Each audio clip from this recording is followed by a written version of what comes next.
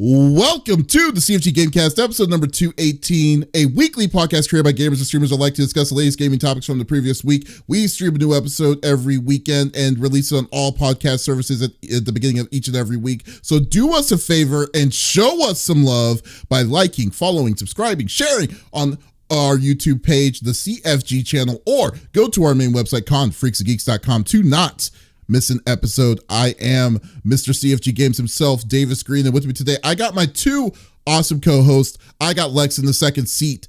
What is going on, my cyborg? Ooh, well, fun fact, it's my birthday. I know, very excited. Yeah. And then got me some new rings, which is oh so fun. Look at how pretty.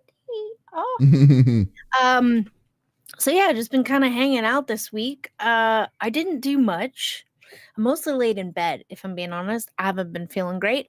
Or as my therapist would say, working through trauma. So, but I am feeling much better. I think I will be back on Monday. Fingers crossed. But yeah, just I did a lot of adulting this week. I finally was able to get health insurance. I've been calling for a month and a half, leaving voicemails every single day. Nobody would call me back. So that was fun. Finally got a hold of them yesterday and got the bad news that it won't start till June 1st. I was like, oh, of course, I need to see a specialist this week, but that's fine. That's fine. So yeah, also did big girl other things, because apparently you show people 16 pages of paperwork and they say you're good to go, and then they message you saying, why is this in someone else's name and not in your dad's name? I'm like, because the man died, and they're like, when? We didn't know that. What do you mean? I sent you an email 2 years ago. So I had to take care of a few other things this week. It was like everybody just forgot he died, which I thought was kind of funny in retrospect. But yeah, I just kind of been laying around, relaxing, recuperating. I'm feeling better. I don't feel weak anymore, which is good. I hate when you feel icky and then you're weak for you feel very shaky for a whole week after. Finally through that. So feeling much better. I got my spiffy glasses so I can see all of the colors now, like you normal folk age, which is fun. So I'm excited to actually wear them and play a video game, Nice. Well, that's good. That would be fun. That is very, very good. That's good. Well, happy birthday. So what are you going to do? What are you going to do on celebrating your 21st?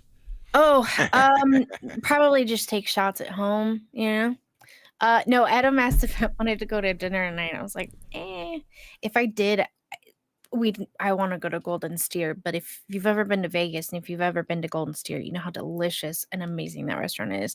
I know, oh, really? Oh, when you come in town for Evo, I'll have to take you out. My family of musicians, my dad used to play the piano there because it's very fancy in a tuxedo. So I spent many New Year's Eve sleeping behind him on a on a blanket in the middle of this beautiful lounge. I would just kind of be hidden behind him. So I've met all the owners and everyone that works there, and they've all worked there for 30 plus years. So whenever I want to eat, they're like, yeah, come on, we'll find you a table. We're packed, but it's fine. You want to be in the kitchen? I'm like, sure. So okay. They're fantastic. Golden Steer. Okay. Yeah, but that's cool. Heads up. That's cool. Well, well, it's good. Well, I'm glad you're having a good weekend so far. And also, we got a special guest today. We got Donk returning back here just from the gym, if you could tell. So yeah, so big buff baby. That's me. Yeah, yeah. He's just been he's here. How's it going, dude? How's your week been? My week has been pretty good. Just working, twerking. Been basically similar to Lex. I've been waiting for her birthday all week. So making lots of plans. And Davis got me you for my birthday. I'm so happy. Yep. Smitty. Everybody got together. Yeah, there you go. Just for you. It's your day. Aww, there you go. I know. Excuse me not dressing in my monocle and top hat today, though, too. But there you go. Yeah, These are the limitations. I apologize. Yes, there you go. Yeah, but in the Yeah, and as for me, I've been like as always just super busy. I wanted to stream this week, I couldn't. I am still too busy to do Marvel Rivals because I did get into the alpha, which I'm wanting to get in and mess around with.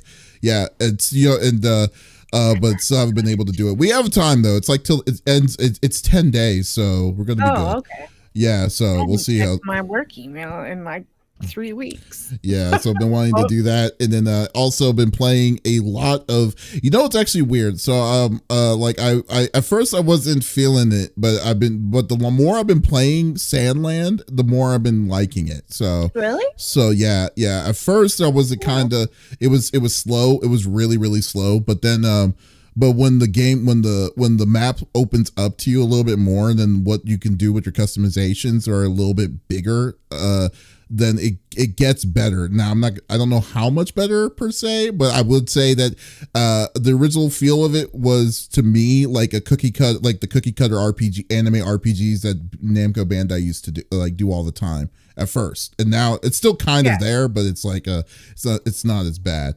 So there you go. So yeah, so hopefully we want to finish that up. I'm thinking about 100%ing it now at this point. It doesn't seem like it's gonna be really hard. So but anyways, might as well go all the way, That's exactly it, because I know like once I'm done with it, I don't think I'm gonna really come back to it. So we'll see. But I know I don't want to talk about Sandland, and I know y'all probably don't want to hear me talk about Sandland, so we'll go through the normal rigmarole that we like to do each and every week. So each of us chooses a topic of discussion in the world of video games that happened in the previous week. The topic would or could be a game itself or something that happened in the gaming industry, and we do not want to talk about gaming amongst ourselves. We want you, the listeners and viewers on Twitch, Kick, and on YouTube, to be a part of the conversation as always. So if there is something that you see or wanting to chime in about, by all means, we encourage it. Type it inside the chat. We would love to discuss it with you, and we will go from there. So let's get this party started, and I want to talk about something that's really kind of like it's kind of funny. Like prior to the start of the podcast, I've been kind of going in and out on this because I want to. Every time I think about it, it just gets me worked up. And it's really this week is the big news that about Xbox. So what happened, if you have not heard, Microsoft has shut down four different studios within their range. Out of the 4 studios, 3 of those studios were part of Bethesda, which was Arcane Austin. Those were the people who did Redfall, Dishonored, and Deathloop. Alpha Dog Games, which is basically the iOS game. They did a lot of iOS games and Android games, as well as and there was a third studio. Technically it wasn't shut down. It was just absorbed within the what group was it again? Donk, I can't remember. They're into ZeniMax, the studio that does the Elder Scrolls Online. Yeah, there we go. ZeniMax, thank you.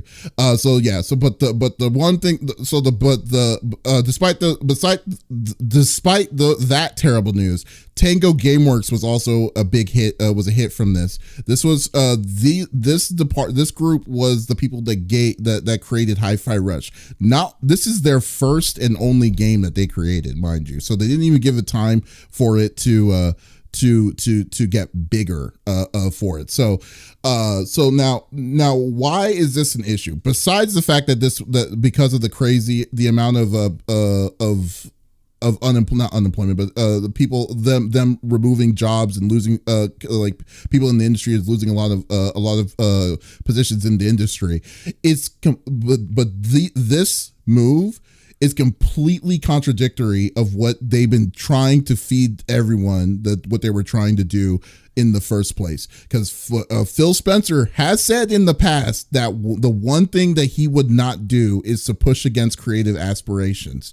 But then you get rid of Tango Gameworks, which Hi-Fi Rush may have not have been a AAA title, but it sold fairly well to a point where it was like, okay, we see a direction that this studio could possibly be.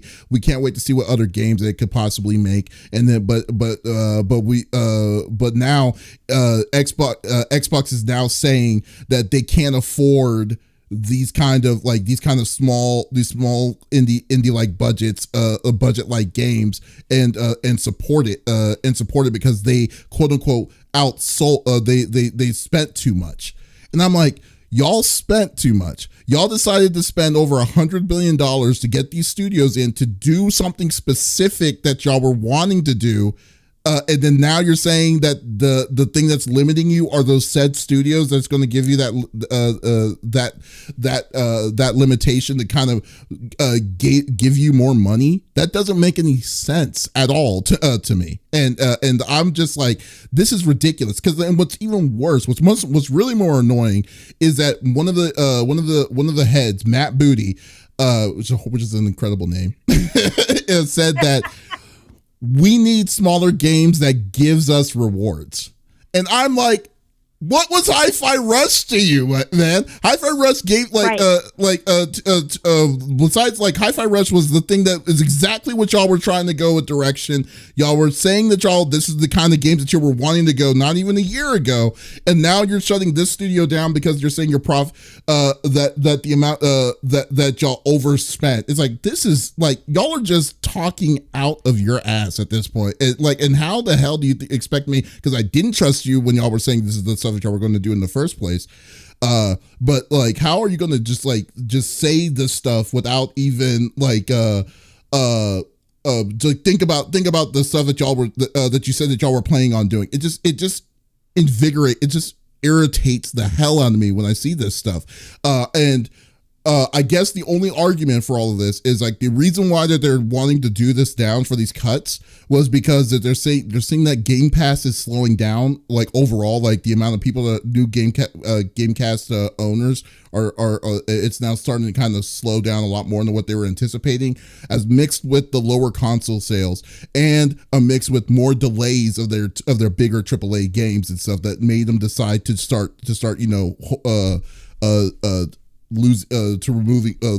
shutting down some studios. Arcade Austin, which is the one that I kind of really was surprised about too, despite the fact that they had a horrible game with Redfall, shouldn't have been the end all be all because of the deal. I mean, it still was like unbelievable that y'all are deciding to just just give it the axe. So like, I just kind of wanted to get y'all's thoughts about this, because there's some more I wanted to talk about this, but I wanted to get y'all's opinions on what about this news and what you heard about it. Sure. So a couple things, like points you made, especially on their excuses, like with the money stuff and like, reinvesting in their big AAA blockbuster titles, which is like, the main point that they're trying to make. Is kind of even double down bullshit, because Microsoft recorded like $20 billion in profits up from like their last year, like this year. Mm-hmm. Say that number one more time. 20 billion. I think it's 19.8 billion. Makes sense. Got it. Okay. What they're up in profit. I mean, in profit, not just like in like total sales, like it's right. like actual profit that they've increased. And then you couple that with the fact that if the real reason is the delays to large AAA titles, well, then wouldn't it behoove you to have these hit smaller games? You have Hi-Fi Rush has won awards, is incredibly successful, performed beyond everybody's expectations of what it would. It became like almost a cult classic. You have a franchise there that, is only going to continue to grow. And, you could easily build multiple episodes out of that. Like, that is the Jet Set Radio of 2020, 2024. Mm-hmm. So to have a franchise like that hits so hard and has so many, fans, and then to just be like, screw this. We want to pump more money into, whatever the next, Elder Scrolls game or whatever it is that they're worried about. It just seems like so counterintuitive, because you have these other games that are performing well. You have really good studios that are obviously super talented, with lots of people who are really crazy dedicated to what they're doing, putting out great games. And if your concern is that people aren't hopping on Game Pass, well, isn't having like a larger library of incredible games like exactly the thing that would do it? Like, it's not like Starfield wasn't it. Like, if that's what you thought was going to bring in millions of people into, Game Pass, like, well, it wasn't that. So you're doubling down on more giant AAA letdowns, and killing out you know, these boutique studios doing amazing stuff, and you're still recording crazy profits. So none of it adds up. You know, it's like when you look at like their excuses and you look at like the reality of the 3 studios that were canceled, and even Arcane, like you could say like Redfall was a train wreck, or it wasn't whatever, but it was successful. Yes. Meaning it made them money. And Right. so even then you have to go like, okay, every single one of these studios was a successful game studio, and Redfall had its issues, but at the same time, it wasn't a loss. It's not like, you know, Anthem or something, right? Where you're hemorrhaging money and you just have to cut ties and run. So it's really weird, the whole thing. And what it really boils down to for me, because I'm very close to this industry, like, you know, professionally outside of just being a gamer, is this is trends from business school shitheads, to be completely honest. Like what it is, it has nothing to do with like them looking at studios and seeing that they're not going to be profitable or like shifting revenue in one direction or another. What it boils down to is, if you remove some of your assets, you know, you liquidize, like, you know, cost, and when you have huge profits, then you look like you have even bigger profits than you did, right? Like if you can cut, like, I'm just going to make up a number, right? But like, let's say you cut $100 million worth of labor out of your deal, instead of having a delay for the next 2 or 3 years with those studios, where you're paying all those people to make the next game. They release a game, it's successful, you kill it right now. You've already gained the profit from that, and because your operating cost is lower, you can say our profits are up 20%. Instead of our profits are up 10%. And then the CEOs and the CFOs and the CTOs and all the people at the top and the shareholders, they get bigger cutbacks, like on everything. Like, so, you know, the CEO gets a $10 million bonus instead of an $8 million bonus, because they're 20% profit instead of 10% profit. That's really what's happening. It's like there's a select few very wealthy people at the tops of these companies. And this isn't just a Microsoft thing. I watched the show, you know, I try to be here every single week, and I've seen this topic for the last year, right? Of studios being shut down, layoffs, blah, blah, blah, blah, blah. And it's a trend. It's not a thing being done by necessity. It's literally business people going, oh, look, this studio did that, so we should do that too. Yeah, I mean, like, before you're going to say something, like, so I'm just going to point out what Bunny said earlier. It says like, but they need trillions for AI, which is kind of funny.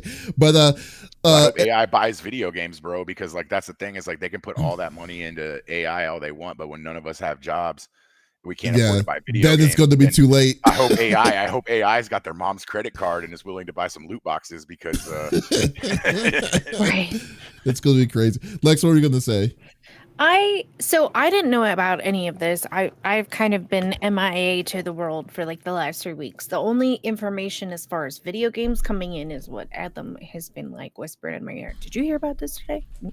No, I've been in bed sleeping. What do you mean? What Donk was saying is correct as far as like business school and all of that goes. So if these companies were doing well, you brought them in, they made good games, and you were making a profit off of it, and you were saying that this is what we wanted, and then you are then getting rid of them.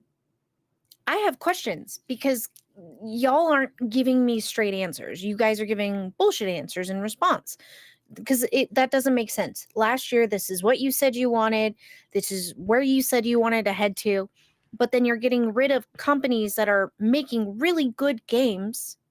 I mean, Hi-Fi Rush, in all honesty, was a lot better than some of these AAA games that have been coming out in the last year, right? So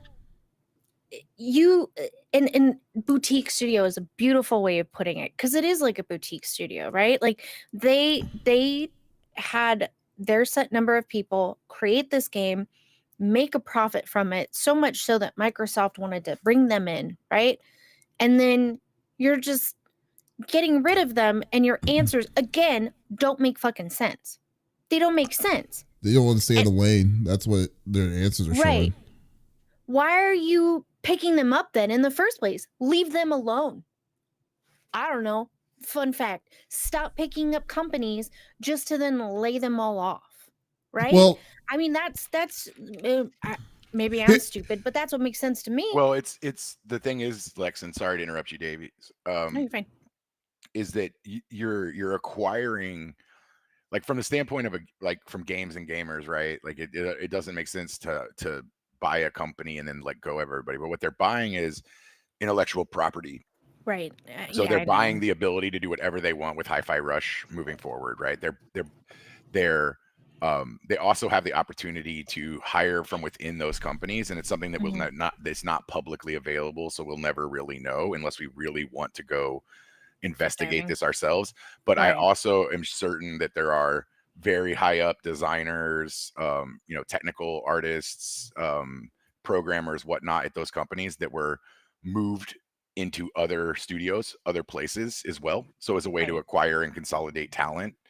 Yeah, of Um, course. and then you just blast the rest of it out of the way. So you get the profits, you get the IP, you get your pick of the talent that you actually want, and then you remove all overhead and managerial oversight.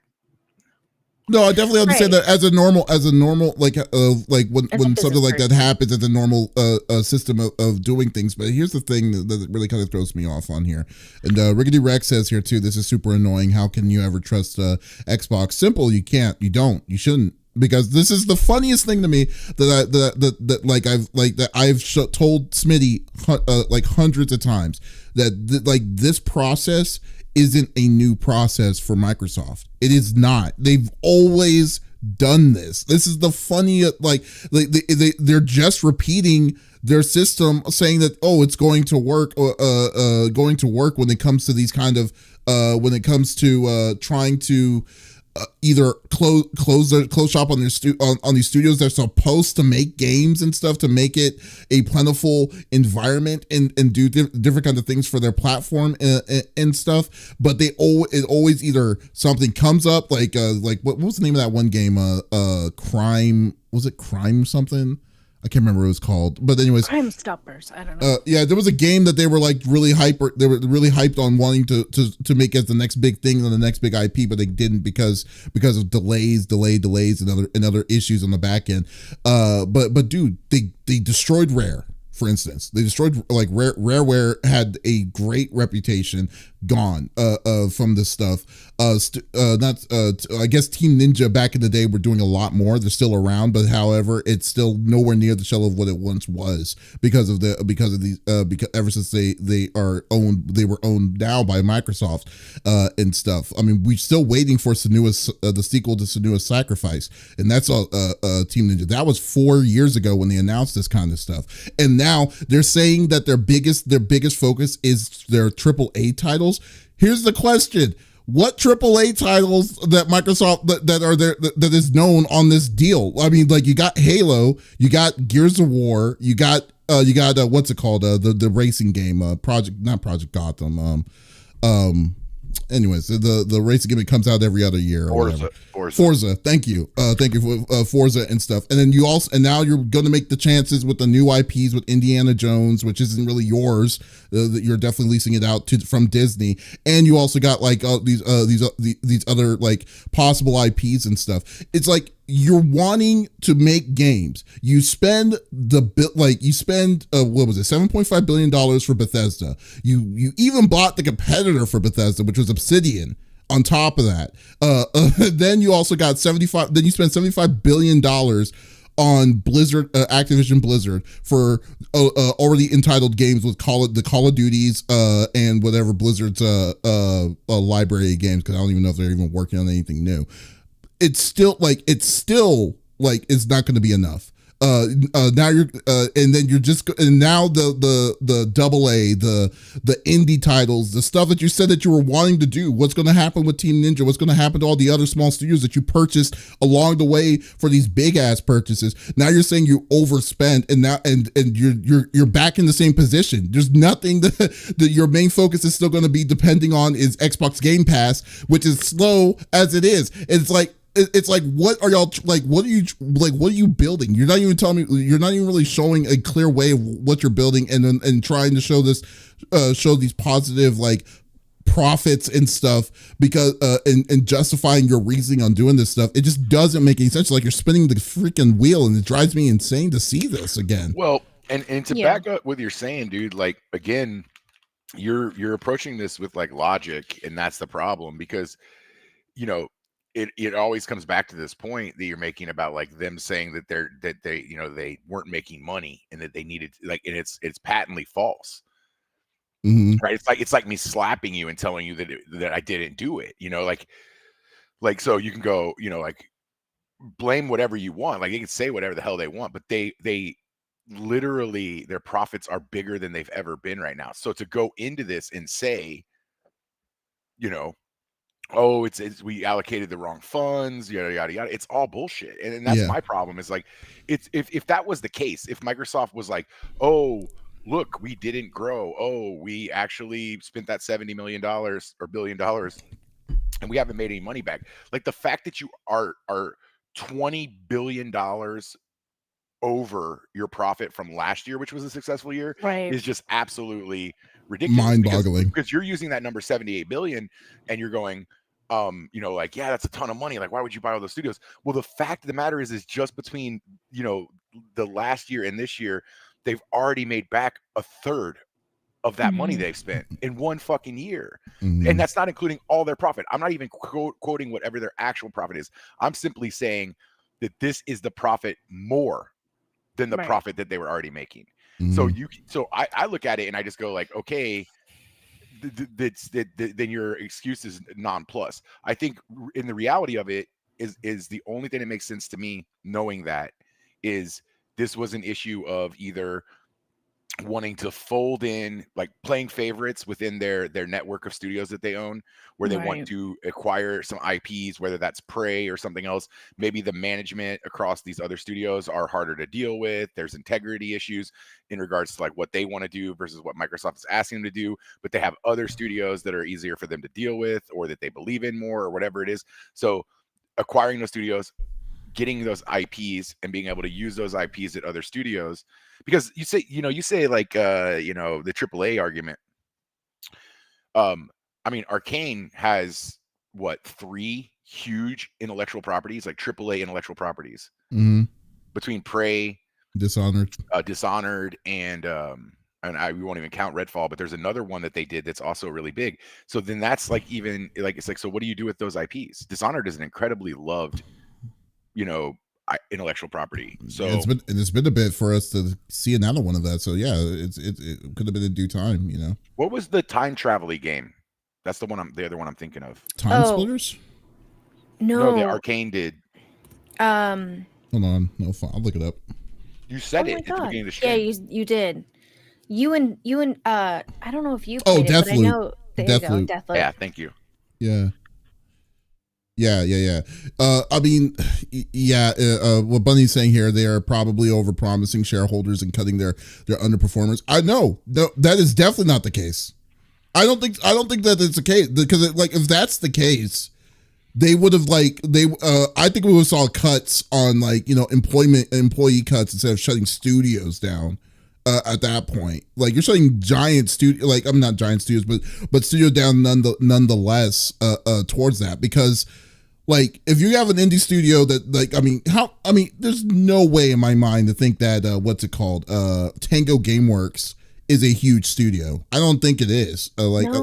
Not like, how big is it? I'm gonna find that out. But like for a couple hundred, yeah, because if someone, especially if it's a shareholder thing. For instance, for them to say, okay, we're gonna shut down Tango Gameworks. How much money are they gonna be? Is this as a studio worth for us? That is a penny. Like, that is such a small bottom in the barrel, like penny in the bigger bottle issue, that I don't even think that they're gonna lose money. Yeah, thank you, dropping. But I don't know why I can't even think of it. I knew what you were thinking. Yeah, for them to say we got to get rid of them. We gotta get rid of them and stuff. This is like, maybe, and Tango Gameworks, I don't even know how long they've been around. Like, I don't even think they have to be fairly recent. You know, so like, yeah. Oh, I'm sorry. Well, no, I was gonna say, and like, in Bunny 3000, is correct, I think, on the first one with the over promising on shareholder stuff. Oh, but yeah, the cutting underperformers thing. simply isn't like these studios. None of them were underperformers. Like they were all hit studios. Like, and not only that, hit studios recently. It wasn't like we were like holding on to, you know, like, oh, they did something cool in 2007. Heavy baggage. Right? It was like, yeah. It was like they are award-winning, massively successful studios. And on top of that, with and I forget which one of the 3 studios it is that did Hi-Fi Rush, but like that's a brand new IP on top of that. So you're like brand new IP, hit game, award-winning, huge profit. We're closing you down. So the only thing that makes sense in my mind is the share, like that it was about shifting the numbers. It's a numbers game simply by they go, our operating cost is 100 billion. Our profit is 200 billion. If we remove $20 billion worth of operating costs, then our profits go up from 16% to 21%. And then they look like gods. Instead of reporting 16%, it's 20%. And so I think it's literally, you know, the accountants doing what accountants do and saying, you know, if you move this number here and you subtract that number there, then you're going to make another $1.8 million this year in bonuses. And that's it. I literally think that's the real meeting that's happening. And I think Davies, and I know that we were going to talk about this moving forward, but it's like when you look at Microsoft's CEO, the Microsoft Game CEO, in her interview, you know, her non-plus answers are exactly what you would expect from someone who just secured herself, you know, a $3 million bonus.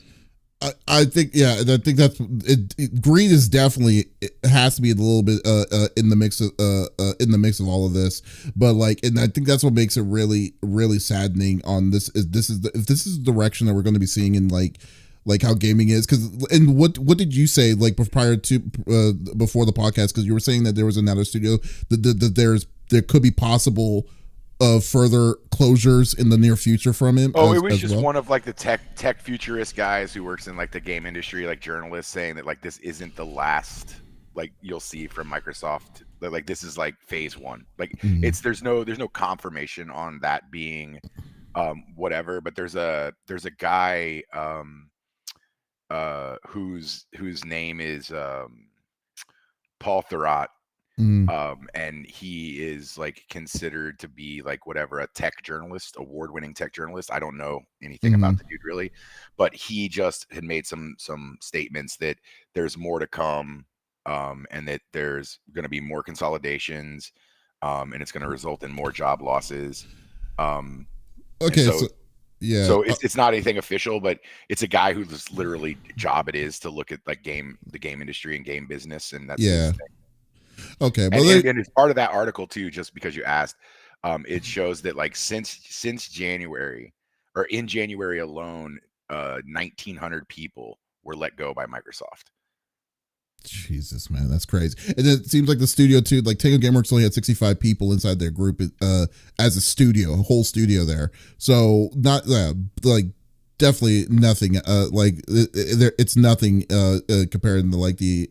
For Xbox themselves to just cut them off like that. But I did pick it up because I was going to say too, so in response to people's outcry on like why the hell like Microsoft wanted to do this, Sarah Bond, who is the president of Xbox, went on a show to explain like, you know, for an open interview, and was asked directly about the closure of Tango Gameworks, and what she says was like was more than just word salad. It was just practically, I don't even know what to describe it. It was just like, y'all, like not only did she completely dodge the question, it was just like you wasted our time. And every time I'm thinking about it, I always think of that Billy Madison thing at the end saying, what you just said made everyone in here dumber, because that's exactly what happened in it. Because like, so basically what she said back when asked the question on that was, and this is in, I quote, one of the things I really love about the games industry is its creative art form,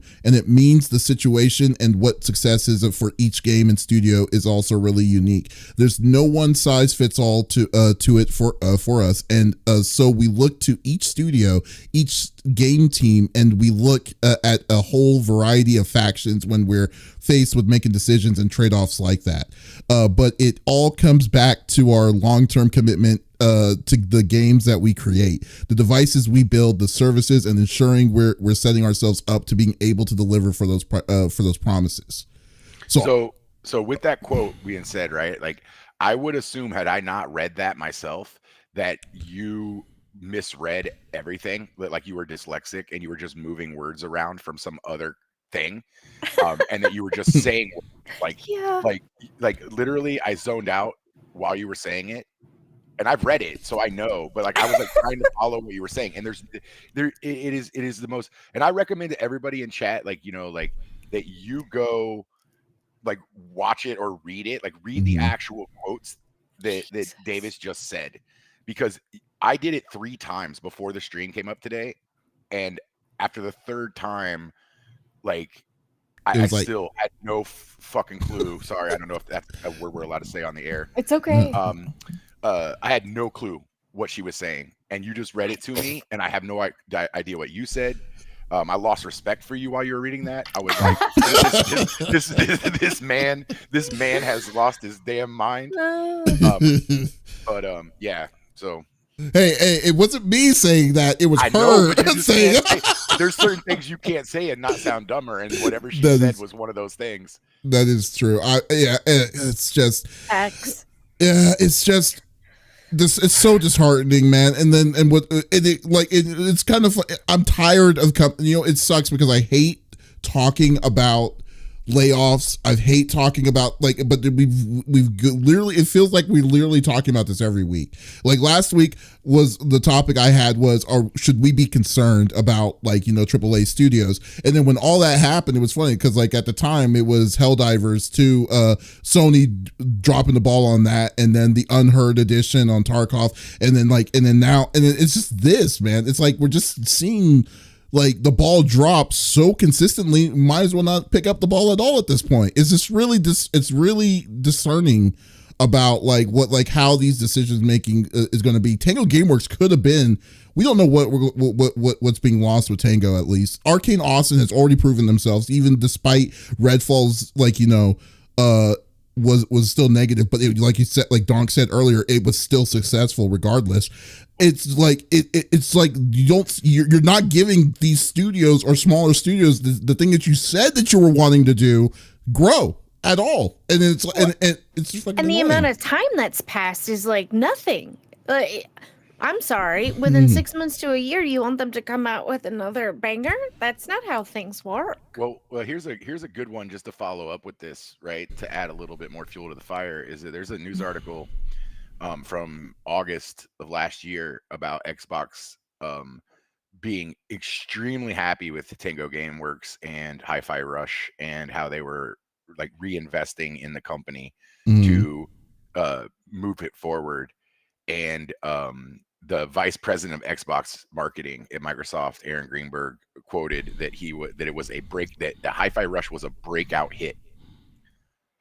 Right? Oh my God. Okay. So like the thing is that like what changed from it being a breakout hit and this great thing that they wanted to continue to move forward with, to shutting the entire company down? And in defense, like to play the devil's advocate, we don't know what's happened in the last year with that studio. Like that game's out, it's being successful.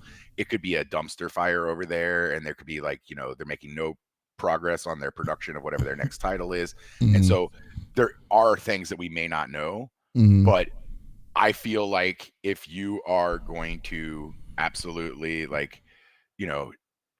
blow everything up, right, like they did, and like kill these studios, then you can come out in that interview and say, we evaluated the studios that we acquired and their success, and we saw that there was a problem with delayed development, or current projects weren't moving in the direction that we wanted. You could be honest about it. You could say this wasn't what we wanted. Like, we were happy with the game, right, but we don't feel that the company was something that we could trust moving forward, so we've chosen to move in a different direction. But you can't say that because it's a blatant lie, right? And then all we can hope for is that some of the people that are involved in this didn't take their exit money, right, all their severance pay, so that we can actually find out like how messed up shit really is. Yeah, I guess also the bigger thing though too is like I guess the one thing I'm always worried about, because like I said, Microsoft bought these studios. They've had like it's some of these studios have been bought about the time it does take to build a game from scratch to the incubation period to when it comes out. It's already been 4 years for some of these studios, so theoretically we should be seeing some of these some of their efforts, their fruits of their labor to get from these studios to start seeing what Microsoft is going to be in the mix. Because the reason why they bought these games, where they were wanting to still say, hey, look at these games that Microsoft are coming in, you should play on our side, play on an Xbox or I guess Xbox Game Pass to be able to play these games and stuff. But like now there's still nothing. I mean, it's still nothing, and now that they're willing to get rid of these smaller studios to stay afloat and just focus 100% on their quote unquote AAA titles, which I don't even trust them on that. So we'll see. So I guess the big thing is we'll see. I feel sorry. Rest in peace, Tango Gameworks. Rest in peace, Arcane Studios. I really hope to see what I just want to see a turnaround on this already. I'm so sick and tired of talking about this. It's not even funny, So yeah. The biggest problem is if you look at game news over the last 2 weeks, this is really all there was. It was really literally the only thing that anybody's reporting on. There was a news post today, like an update from Microsoft, like recently, where their last comment since their doom and gloom shit has been that they're doubling down on their intention to bring all the Activision games to the Xbox Game Pass subscription, like all the Call of Duty titles, like legacy Call of Duty titles, like the 27 or however many horrible clones of the same game that used to be good. And so it looks like that's what they wanted to do instead. Like they wanted to re-release Call of Duty on Game Pass instead of making new cool stuff for us to play. So that's unfortunate. I guess buy indie games, y'all. Let me tell you about Noita. Noita is a game. Noita is a pixel-based game that's simulated. The entire world is simulated. It's a very difficult roguelite style of game. Tons of replayability. It's like $20 on Steam, made by 3 guys in like Finland or something. You might have heard of Baba Is You. That was like their second game. Go buy that. Go buy that. It's incredibly difficult. You'll hate it at first, but you'll fall in love with it. Support those people. I've always supported. Yeah, I will always support indie games any day in the week. Like AAA titles are starting at like not even a big fan. If you want, you can put a link on it too. If you have it, Don. But anyways, it's just a sad day. We'll move on. So, Lex, what is your topic? Hello. Well, just a quick little update, if you didn't know. And I'm curious what Davis has to say, because I talked about this last week with Helldivers forcing people to sign in to their PlayStation Network accounts. And Davis, not to say anything negative, but he was a little lackadaisy about it. He was like, I don't see the big deal. He sees it now. But Sony has backtracked. They put out on May 5th on Cinco de Mayo, they said, Helldivers fans, we've heard your feedback on the Helldivers 2 account linking update. Oh, did you? The May 6th update, which would have required Steam and PlayStation Network account linking for new players and for current players beginning May 30th, will not be moving forward. We're still, excuse me, I'm sorry. I clicked something and now it has to open. We're still leaning. We're still learning what is best for PC players, and your feedback has been invaluable. Thanks again for your continued support of Helldivers 2, and we'll keep you updated on future plans. So they have backtracked, but Davis has uncovered some things since last week to now. So I'm curious what he has to say. Well, first off, I will say this. I'll eat crow when I can and admit when I don't know, like, overall, because last week because like that was really the first time I initially heard of it. I heard about this issue, and theoretically, and so I was just assuming, like, at first I didn't think it was like what was the big deal, and I was like saying, hey dude, there's like always a sign in. There's always a sign in for Activision and stuff like that. There's always a sign in for Epic and all these things. It's like I never really understood the full big deal of all of that. But then but after the podcast, and I was like looking into it a little bit deeper, and then I was like, the reasoning on why they were wanting to do it was because of security and stuff from Sony.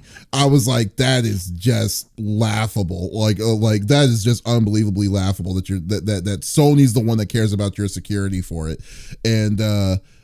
And so I was just like, you know what? Okay, there's a little bit of deal. But then the thing that really kind of got me was the fact that the regions that don't have Sony PlayStation or the PSN network or whatever, they're going to be SOL at that point, like they're just out of luck. And I was like, okay, so and then I was given the benefit of the doubt last week saying they're Sony. How the hell would they set themselves up in a situation that they're just going to just say no to money at that point?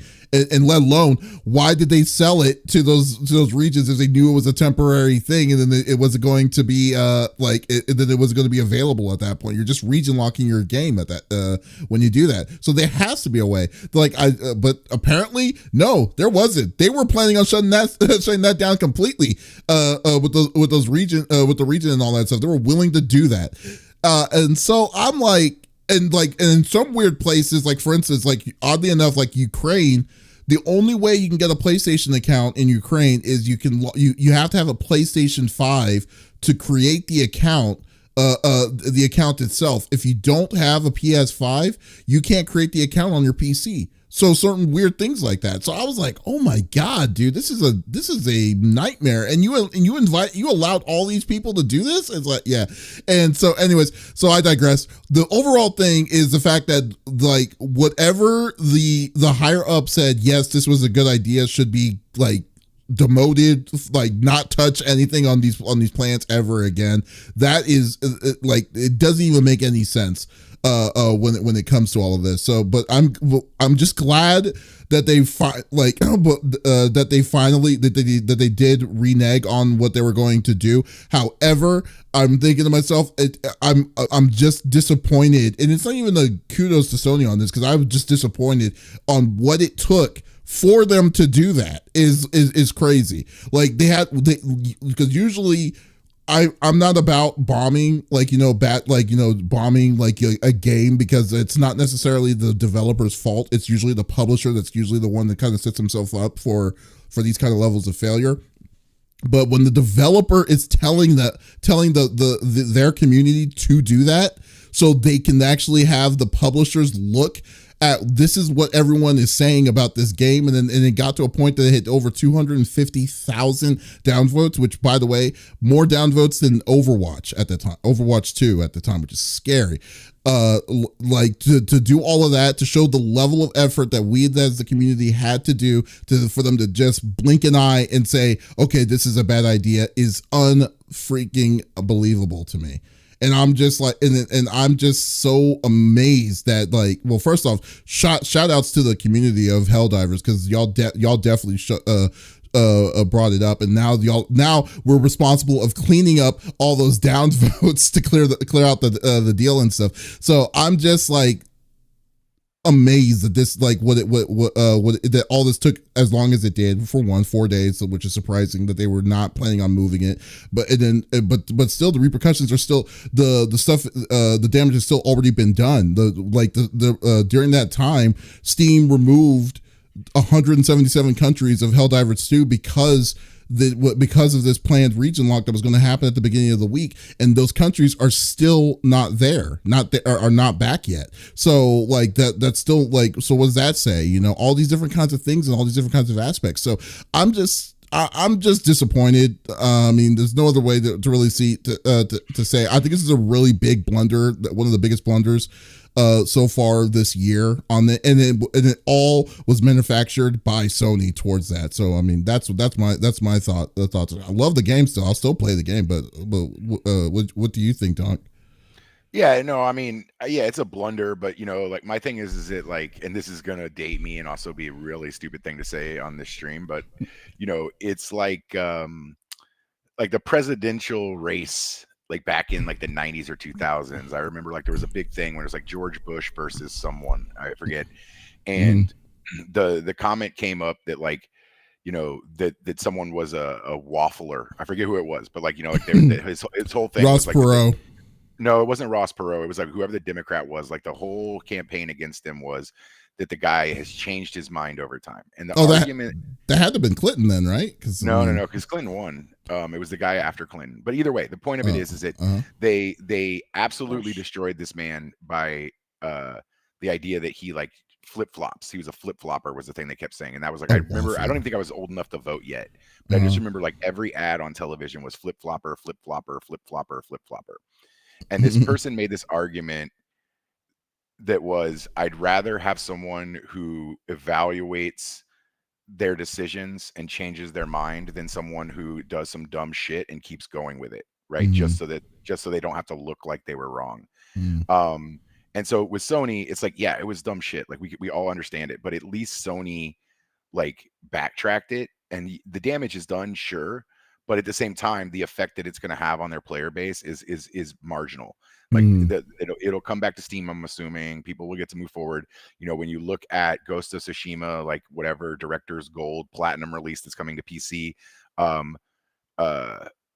like it's still going to be affected from what I understand by the PSN thing. So even though they backtracked the Helldivers thing, they're going to still enforce it on other titles. So it's really weird. So I don't think that the players necessarily won, like maybe Helldivers won. Yeah. Well, yeah, what happened on that was because so originally the original plan was Helldivers 2 was going to be backed by the Sony thing when it first came out, but because there was issues when the Helldivers 2 came out, there was issues with that authentication, so they removed it. And they said in the post saying that it's going to come, but they didn't tell you when it was going to come out. So then now they're like saying, okay, it's coming now. So this is what we're going to do. But it was literally 3 months later at this point, it's been established, with this. And now they're saying it. And now it's a problem because they sold it to countries that can't, that can't do it, which is weird. Right. Which why even do that in the first place? Well, that's what I'm saying. That but Ghost of Tsushima was delisted in the 180 countries that were banned. That's what I'm saying. Is so people didn't win.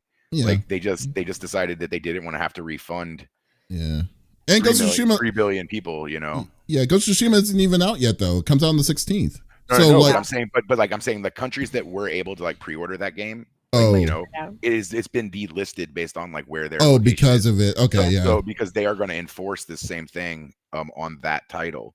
Yeah, but the thing with Ghost of Tsushima though, the difference is that the thing that's making it online is not the game itself though. It's the multiplayer aspect of the game that is that's going to go by that reason. So you don't need a PlayStation Network account to play the game, but if you want to play the online, because there was a multiplayer online game that was a side game on it, you do have to do that. That's the way it is. Why delisted in 180 countries for that reason, right?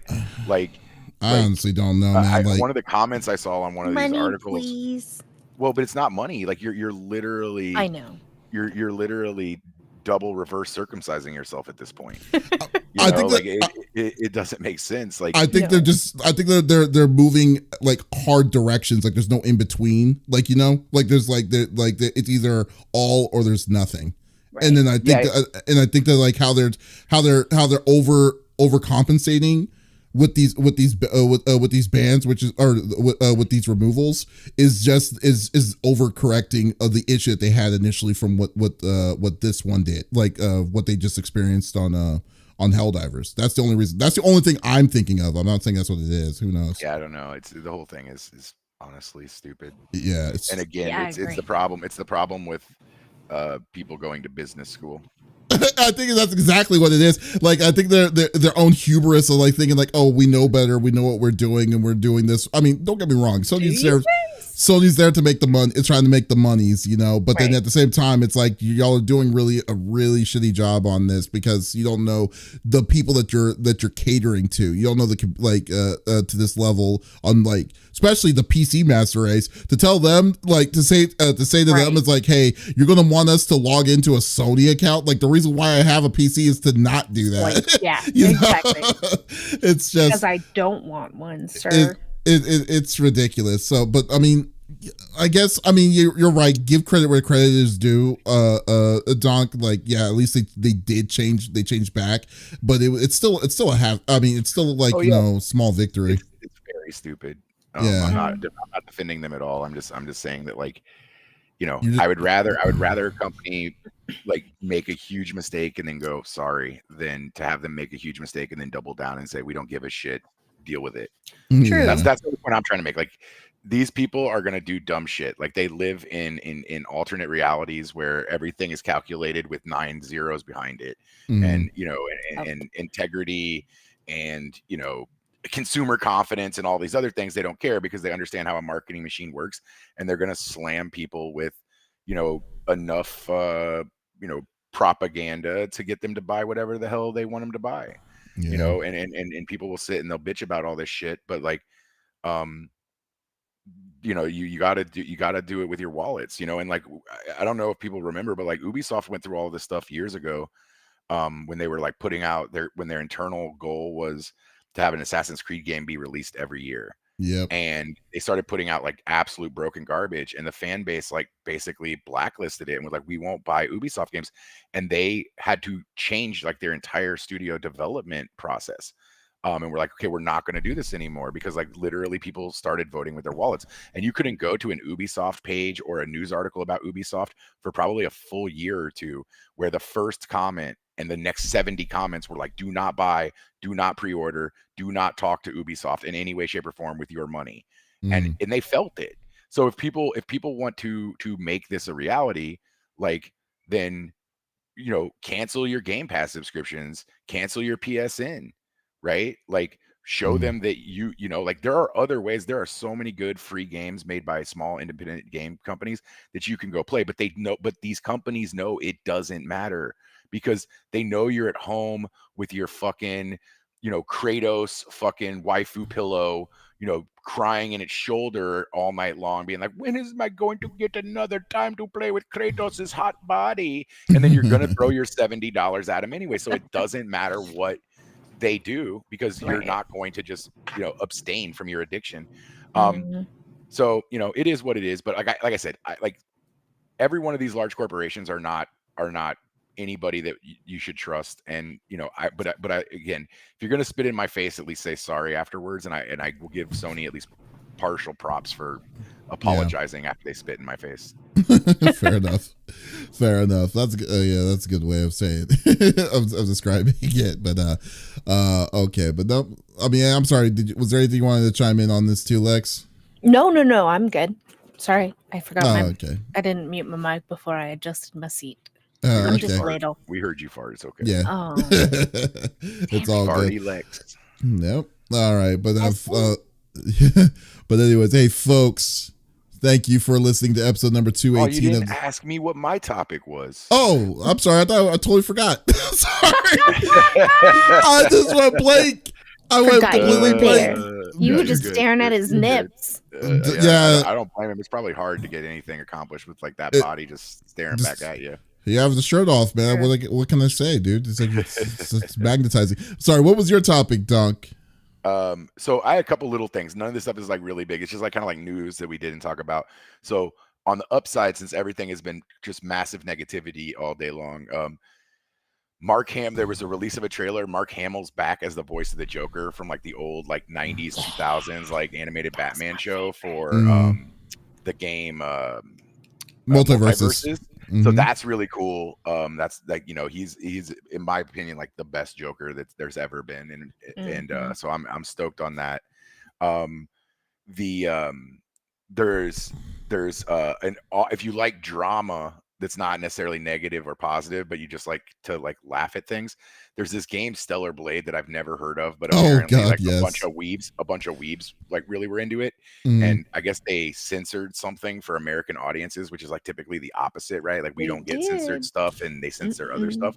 And so if you want to watch a bunch of like incels and weebs like just absolutely implode, go to anywhere on the internet where this game is being talked about. It's hours of fun to watch people get upset about that. Do you know what's funny? I played Stellar Blade, and I was like, okay, what's the big deal? You know what's kind of funny to me? Like, I really. It's funny when you hear these articles and stuff, but the article that actually brought this whole bullshit to the game is actually, I think it really helped the game sell because of this was the IGN article that happened, the IGN France article, where they were like saying, oh, this person doesn't even know the people who create this don't even know how to draw a woman or whatever, like how the statement that was told.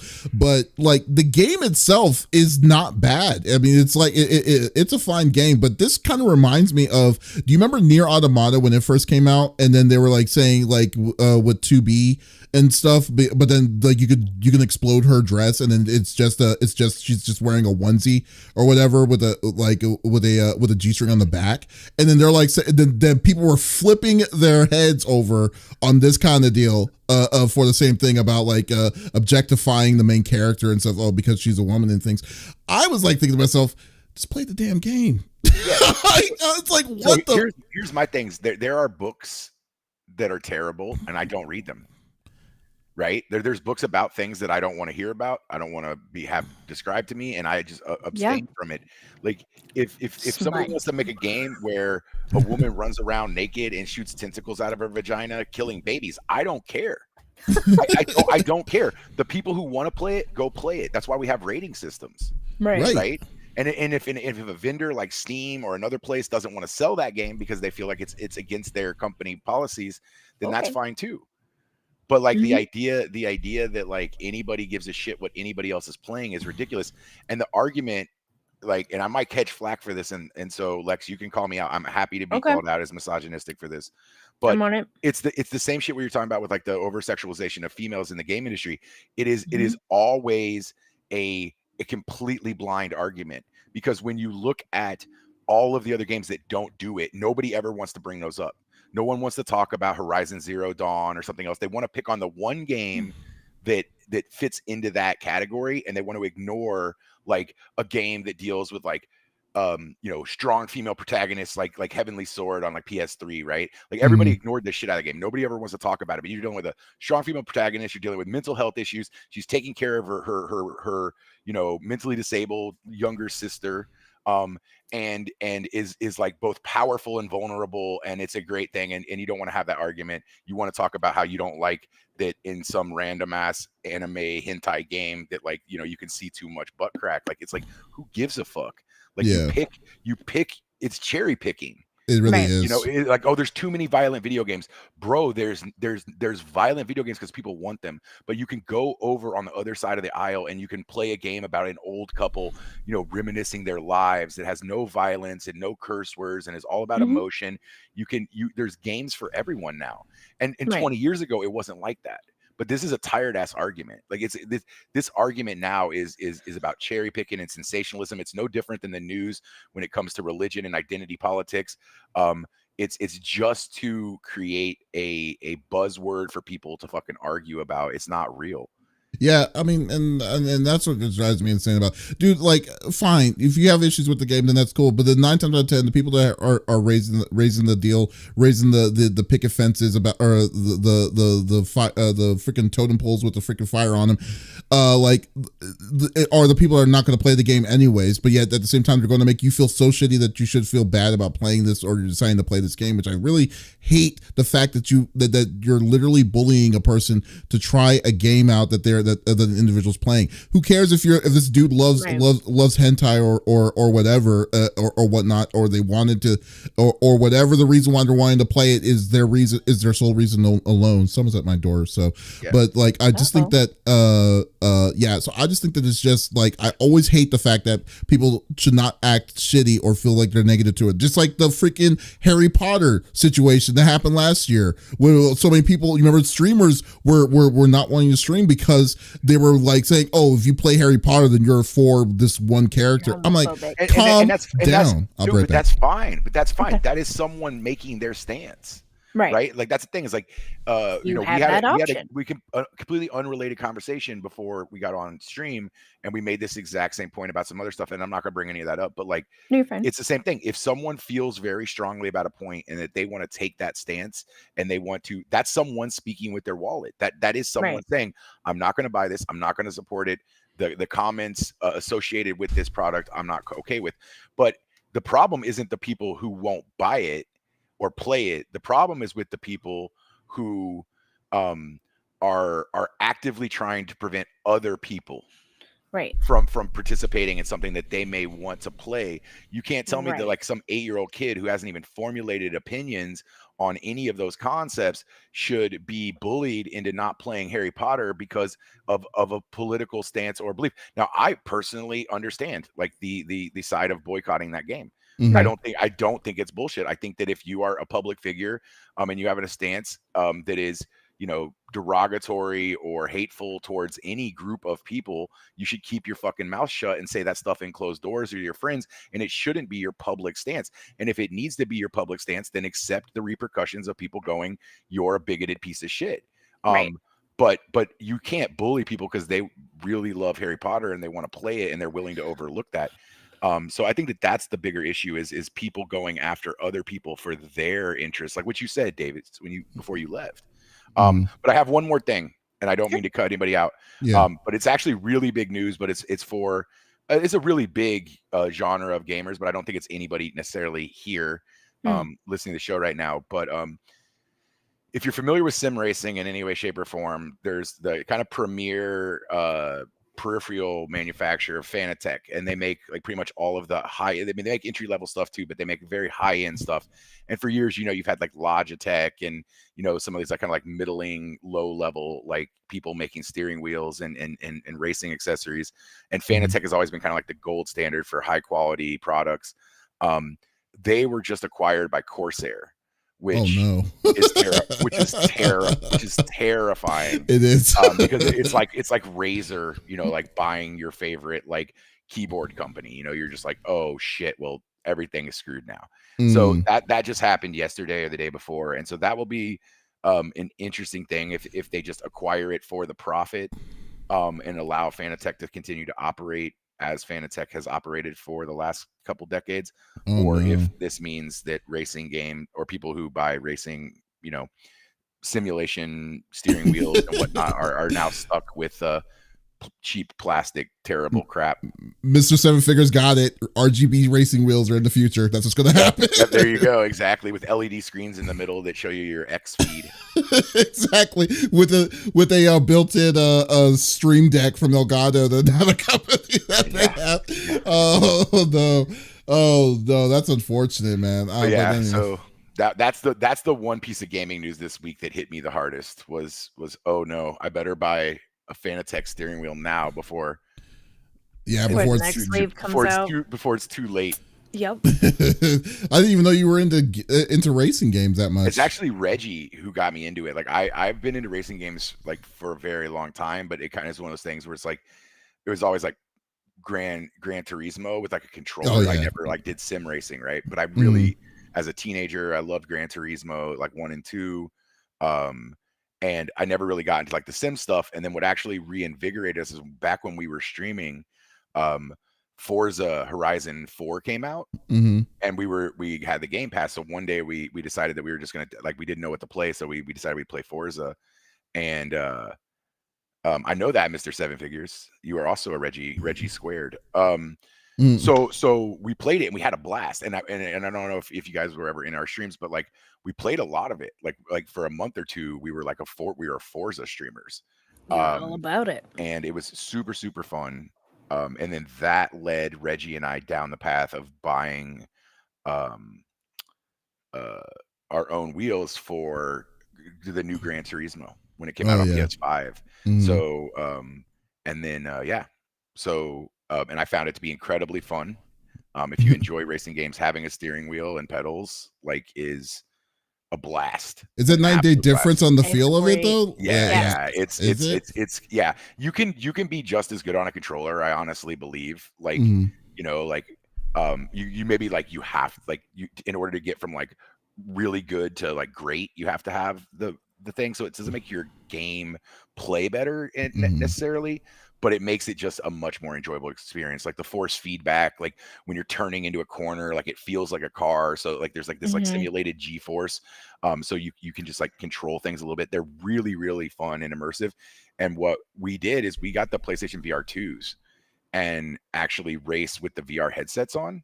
And that is a blast. Wow. Like I don't really like VR, but driving a car like with a steering wheel and pedals with a VR headset is like an incredibly immersive, fun experience. That if you have a friend who's got that set up and you're not interested, I recommend that you take them up on just trying it one time. It is just so much fun. Sounds awesome, man. Yeah, definitely. So the only problem is that you kind of have to have the space to do it. So you know, I have to disassemble my living room to race, and then like so my coffee table and couch are like moved up against the walls, and I'm sitting on a chair in the middle of my living room, and then it's like, oh shit, company's coming over. Like I think when Smitty came out here, he was going to a wedding, and he came over. I think that's like what I did the day before he came. It's like I had to put my whole living room back together because I was like, oh shit, Smitty's coming over, and right now my coffee table's upside down on my couch, pushed against the wall, and but yeah, super fun. That's cool, dude. Well, that's awesome. I think definitely check that out. So it definitely hits different. Yeah, well, just buy your Fanatec wheel right now. Like, don't wait. The Corsair just bought them, so you have a couple months before you're so bad. So, but Seven Figures, this Flight Simulator is the same way. Well, where are you going to find? Like, do they actually have simulator like yokes and stuff? Yeah, dude, they have so much crazy shit. It's nuts. They even make just to put it in perspective, they make a simulator for like whatever it is, like farm sim.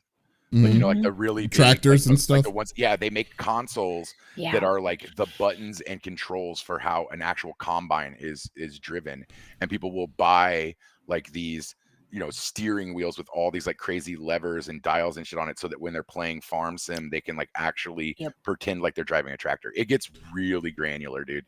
People are into some weird stuff, and if you look at like Fanatec's website, you'll see like the number of different types of like steering wheels that they produce for people, because like some people might be into like rally racing and some people might be into like drifting, and here's a link to their website. No, I'm in it right now. Okay. But yeah, like if you look at like the different steering wheels that they have, there's like literally insane. Probably like 60 different steering wheels, and they're all like specifically built for different reasons. It's not just like they have like Ferrari, they have freaking Formula 1, F1. Yeah, but like even like the designs of the wheels, it's not just like because they want to make something different. It's like, you know, a Club Sport GT wheel is for like, you know, the kind of racing that's like Porsches, you know, and then you've got like these F1 wheels, and then you've got rally wheels, and then you've got you know, wheels that don't have any controls on them at all, that are like for drifting, and like they have NASCAR wheels that are actually built on the spec of like the NASCAR car. It's really wild. Like it's like insane. Yeah, it's a nuts thing. And when you look at the price tag on some like the really high end shit, when you get into like the F1 cars, $1,000, $1,400. Yeah, they run like $1,500. Oh my god! There's probably some other manufacturers that like, you know, build it like not mass produced, where you could probably get up into the $2,000 range for a wheel. Unbelievable. But yeah, it's pretty wild, and they're super nice is the other thing. Like that $1,500, the one that says Podium BMW M4 GT3 wheel at the top of their like page. I don't have that wheel, but I've played with it, and it's actually the exact same steering wheel that's in the M4 GT3 race car. Like it is not a replica. It's like, it's real carbon fiber. It's all real metal switches. It's the same shifters. So it's like, if you're a racing fan, like it seems insane for anybody to buy a $1,500 steering wheel. But if you notice, that steering wheel is sold out on their page. There's a freaking Club Sport handbrake that you connect. Oh my god! I actually bought that. That's actually what I got Reggie for his birthday a couple years ago. Was a shifter, like a manual shifter. because he's so into it. Do you have a cockpit, like, or not a cockpit, but No, like so what I did, because of like mobility, I bought what's called a race stand. Uh-huh. So it's like a kind of collapsible like stand that you mount everything to, that you can like disassemble and fold up and put in a closet if you're not using it. Oh, okay. Gotcha. And it's pretty good. Like there's different like grades of them. The one I got's a pretty nice one, and so it's really sturdy and it's fine to race on. I think cockpits are ideal. To be completely honest, like if you're gonna put $1,500 into a steering wheel, you should probably buy a cockpit. Go for broke. But if space is limited, and my other thing is I wanted to be able to play on my computer and on my PlayStation, and so having something I could move from my desk to, my living room was like kind of a must. But yeah, you can get set up pretty good. Like the one that I bought was like super affordable. It was like the one that like Sony and Fanatec collaborated on specifically for Gran Turismo. Oh, nice. Okay. And it's like everything that you need in like one package. That looks awesome, dude.